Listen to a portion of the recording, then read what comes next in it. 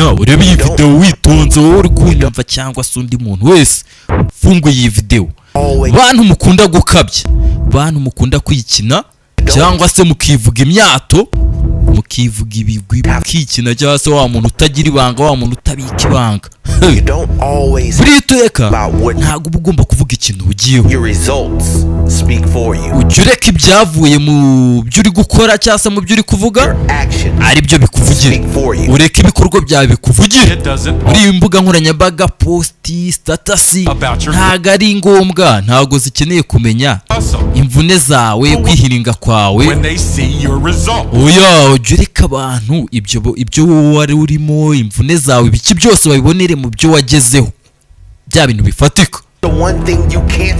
Nicyo kintu udashobora kubeshya, kuko hano hanze hari abantu benshi bababeshyi birirwa bavuga ibintu bagezeho, abo bari bo bikina, ngira ngo mujya mubumva. Ariko ikintu kimwe udashobora kuba washukisha abantu ngo ubabeshye, ubatuburira cyangwa se wiyemera wikina, ni ibyavuye mu bikorwa. Uba uwo muntu, ube wa muntu ushyira mu bikorwa, pana wa muntu uvuga amagambo. Ube wa muntu werekana ibintu yakoze gusa, ndetse utume bajijwa ubashyire mu rujijo mu kuba witurije, wa muntu wipoye.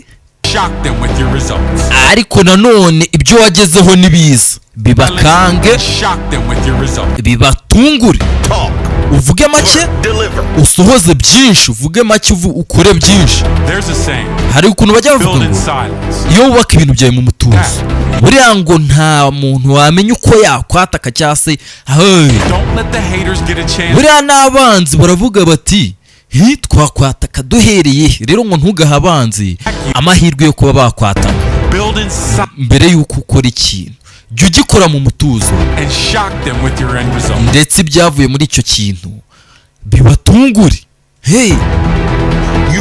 Ugomba kumenya ko buriya ibyavuye mu byo wavuze cyangwa se ibyo uri gukora, icyavuye muri ibyo uri gukora kiba kigomba kugaragara, abantu bakakibona.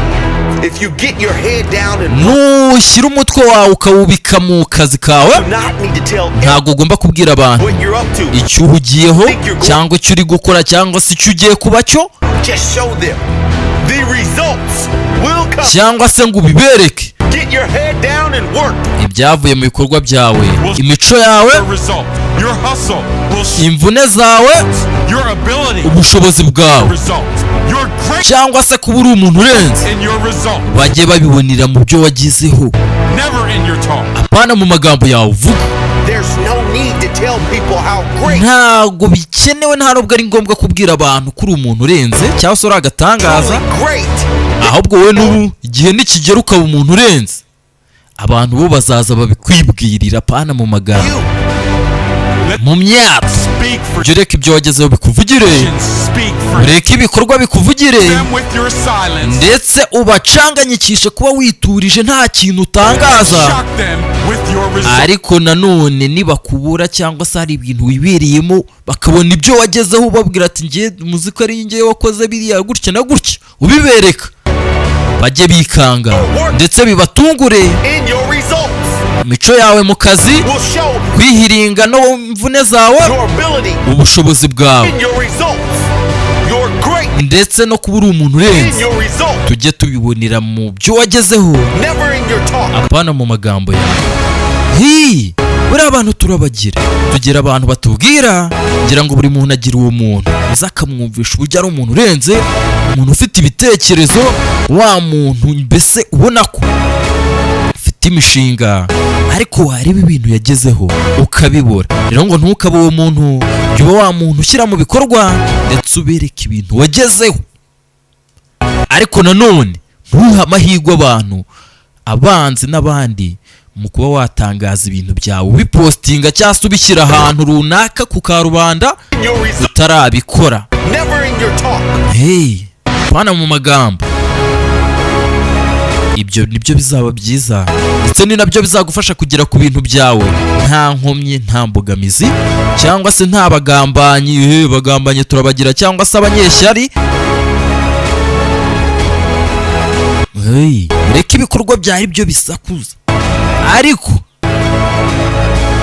ibitekerezo byawe, imishinga yawe ufite utarakora, imigambi yawe, ituze ubikore, ubipange ibintu utuje, ariko ibyo wagezeho ureka ari byo bisakuza. Rero bantu muvugavuga shahu, ndakeka mukuyemo isomo ry'uyu munsi. Niturije, tuzabona n'ubutaha. Hasta la vista. Kandi kano kantu mugende mugatikirize, mureke ibikorwa byanyu bibavugire, apana amagambo. Abantu mutubwire imishinga, mushaka mwabireka. Nuko kagenzi, nakuyu munsi.